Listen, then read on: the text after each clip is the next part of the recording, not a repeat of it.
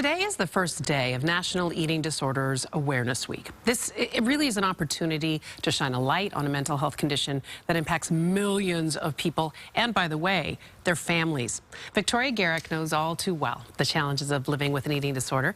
In 2015, she was a star player for the USC women's volleyball team, where she was a 4-year starter and Pac-12 champion. But what most people don't know is that behind the scenes, off the gym floor, Victoria was struggling with binge eating disorder. She was struggling with anxiety and depression. Ultimately, Victoria was able to overcome her eating disorder. Now she is focusing her passion and energies on working to help others who could be struggling. And Victoria joins us now. Victoria, I'm so proud of you. I just think it's really remarkable that you're using your voice to help others because you know profoundly about this.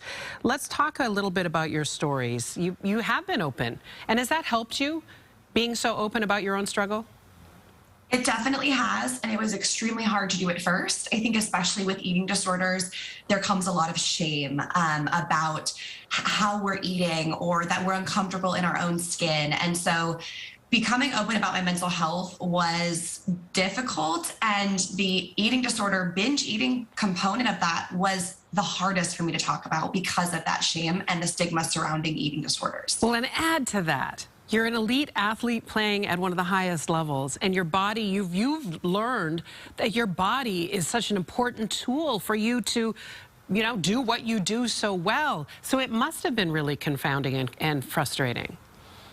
Yes, and I wasn't able to understand that because a lot of times as young women especially, but everyone in general, society communicates that your body is there to look good, to appear a certain way. And so as a young 16, 17, 18-year-old, I wasn't able to understand my body was an instrument and it's doing amazing things for me.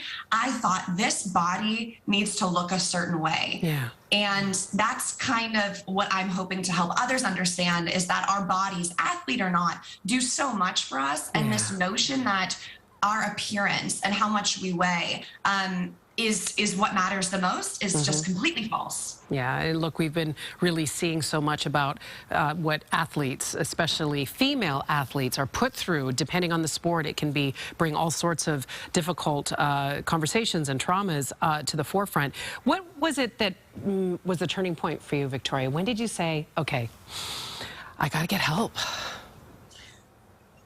I realized I needed to seek help and start opening up to my family, those closest to me, and then eventually see a therapist when I actually accepted that I could not do it on my own. I think a lot of people who, are afraid to seek that help are like, I can do this, it's going to get better, it's going to go away, and then it doesn't, and it continues to get worse. And so I kept going towards that rock bottom and eventually thought, okay, I got to put my pride aside and I got to ask for help, which was very, very hard to do, especially with the stigma, especially with the shame. But once I did that, it was life-changing. I learned so many things that were going to help me in my healing journey. I realized this was not my fault, that I could connect the dots of how I got to this place. And that's why I'm hoping to eliminate that stigma for everyone else so that they can open up to those in their life as well. What do you think is behind the fact that we've seen there's been a surge in eating disorders? What do you, because you understand, right, what's at play here? Is it social media? Is it the way we are viewing women and girls? What do you think's behind some of this? Social media has an enormous impact. Nowadays, we are seeing the highlight reel and the absolute best presentation of everyone online. Not to mention, a filter is a swipe away. Photoshop is something that 12-year-olds have access to and can just do with their fingers. So I think the accessibility to manipulate our images and how tempting it is to do that when we see these photos of quote unquote perfect bodies and perfect people, these celebrities, we want to mimic that. What would you say to, because we mentioned the fact that this affects families, right? And loved ones and partners. What would you say to them if they're dealing with somebody who is struggling with an eating disorder? How can they be of support? I think communication is key. And oftentimes we want to help someone so bad, but we don't know. Do they want me to come with them when they eat lunch? Yeah. Do they want me to send them a text? You know, what's too much? What's not enough? Yeah. I think to sit down and ask, how can I best support you in this struggle or in your healing journey? And then they can let you know what their needs are, hopefully, and then you can feel really confident in pursuing whatever that is. And then lastly, speak to that young woman out there right now who, or maybe not even young. We know that this affects women of all ages and people of all ages, both sex, both genders.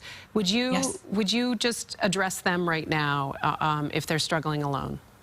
Of course. To any humans out there who might be struggling with an eating disorder, I would just say, you're human, and we grew up in a society where how we eat, how we look, what we weigh has been told that it's our priority and it's the most important thing about us. So it's okay that you are this way. You're not flawed. You didn't lose in any way. The majority of people struggle with disordered eating or their body image. So in knowing that, hopefully that mitigates some of that shame, and you can just tell one person today, hey, I think I might be going through something, because you never know what opening up can do. Opening up is what changed everything for me. Victoria has a podcast called Real Pod. It's available wherever you find your podcasts. You can hear more. And by the way, Stacey Vensky is a common friend of ours, and she told me to say hey to you. I'm so glad that you're here with us. Oh, that's awesome. Hello, Stacey. A little shout out to Stacey. Proud of you, girlfriend. Thank you for doing what you're doing, using your voice to help others. It's tremendous. There's great power in that. Thank you for doing that and for being here to share with us. Thank you so much for having me. I appreciate it. You take care of yourself. And by the way, if you know someone who's struggling with a disorder and in need of help, you can call the Substance Abuse and Mental Health Service Administration helpline. That number's on your screen, 1-800-662-4357. We'll be right back.